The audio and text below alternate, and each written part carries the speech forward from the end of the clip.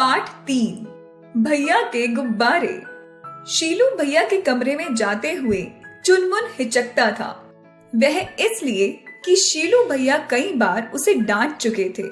वह उससे कहते, चुनमुन तुम मेरी चीजें खराब कर देता है, मेरी चीजों को हाथ मत लगाया कर।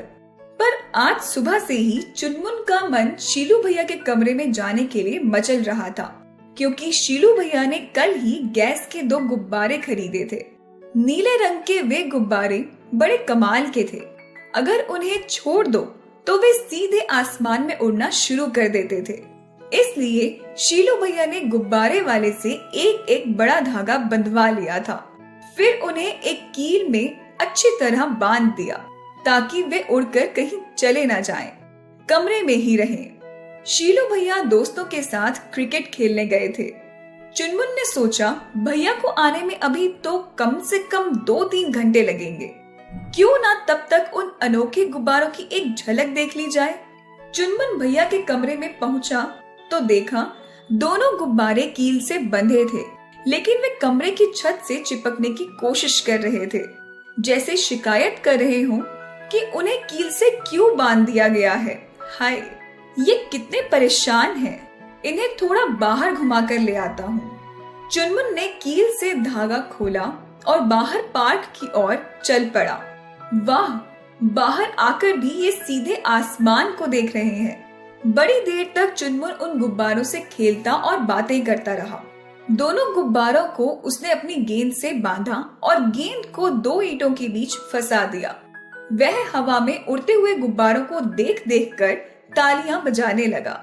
फिर वह पार्क में गुलाबों की सुंदर क्यारियों की ओर देखने लगा। वहां एक से बढ़कर एक सुंदर फूल खिले थे।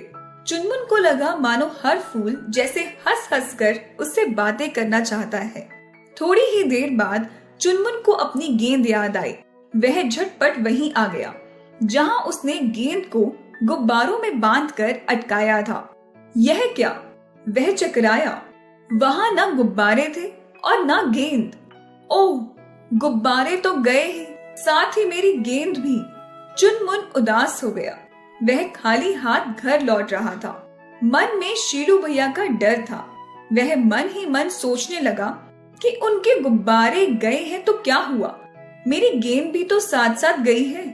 घर पर शीलू भैया अपने गुब्बारों को बेसब्री से ढूंढ रहे थे। चुनमुन आया तो उन्होंने पूछा, चुनमुन तूने मेरे गुब्बारे देखे? हाँ भैया देखे, खूब देखे। वो उड़ रहे थे आसमान में, साथ साथ मेरी गेंद को भी उड़ाकर ले जा रहे थे। वाह शीलू भैया, मैंने अभी थोड़ी देर पहले देखा तो बड़ा मजा आया। कहकर चुनमुन तालियां बजा बजा कर हंसने लगा।